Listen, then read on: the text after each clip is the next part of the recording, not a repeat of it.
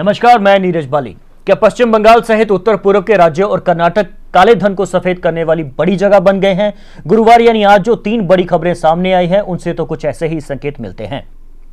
पहली खबर बताती है कि नोटबंदी के बाद प्रधानमंत्री जनधन योजना के खाते में जमा किए जाने वाले पैसे में 30 गुना बढ़ोतरी हुई है। केंद्र सरकार ने 8 नवंबर को 500 और 1000 रुपए के नोट बंद करने की घोषणा की थी।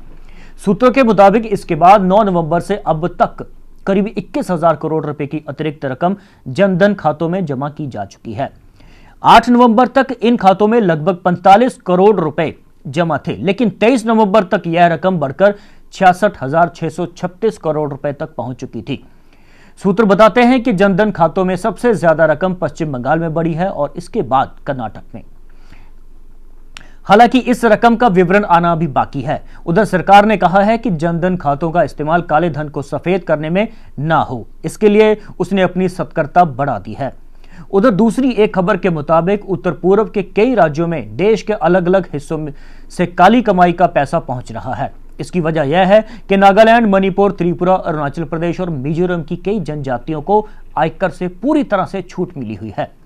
असम की नॉर्थ कच्छार और मीकिर हिल्स, मेघालय की खासी, गारो और जैंतिया हिल्स तथा सिक्किम, लद्दाख एवं जम्मू कश्मीर में रहने वाली जनजातियों को भी ऐसी ही छूट हासिल है।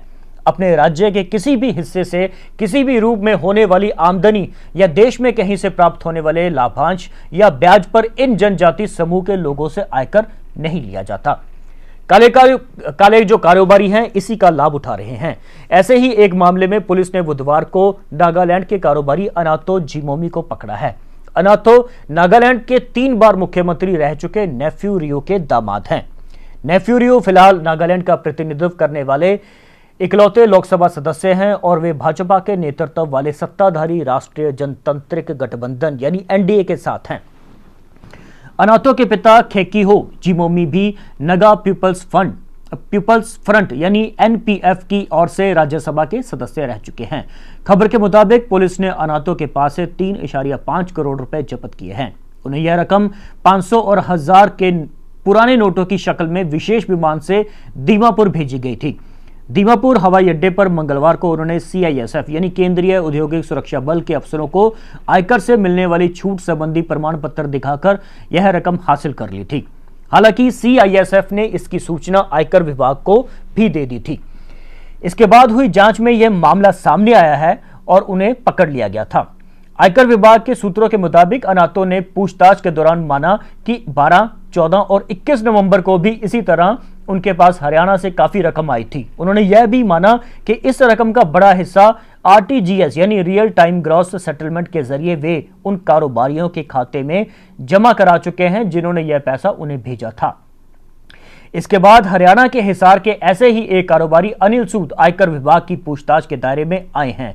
अनिल एक प्रिंटिंग एवं पैकेजिंग फर्म के मालिक हैं। तीसरा मामला कर्नाटक की राजधानी बेंगलुरु का है। बताया जा रहा है कि यहां छोटे स्तर पर चलने वाली कई मुद्रा विनिमय यानी करेंसी एक्सचेंज एजेंसियां काले कारोबारियों को अमेरिकी डॉलर, यूरो और ऑस्ट्रेलियन डॉलर से अपने 500 और 1000 के पुराने नोट बदलने की सुविधा दे रही है। हालांकि इसकी विनिमय दर यानी एक्सचेंज रेट उन्होंने अपने हिसाब से तय कर रखी है। मसलन उत्तर बेंगलुरु की एक एजेंसी पुराने नोट के बदले में 1 अमेरिकी डॉलर 90 रुपए तक दे रही है, जबकि एक नोट के बदले में इसकी कीमत 71.50 यानी 50 रुपए लगाई जा रही है। ऐसे ही पुराने नोटों के बदले 1 यूरो 100 रुपए के एक नए नोटों के एवज में 76 रुपए तक मिल रहा है। पुराने नोटों के बदलने पर ऑस्ट्रेलिया के 1 डॉलर की कीमत 64 रुपए और नए नोटों से 52.50 रुपए लगाई जा रही है।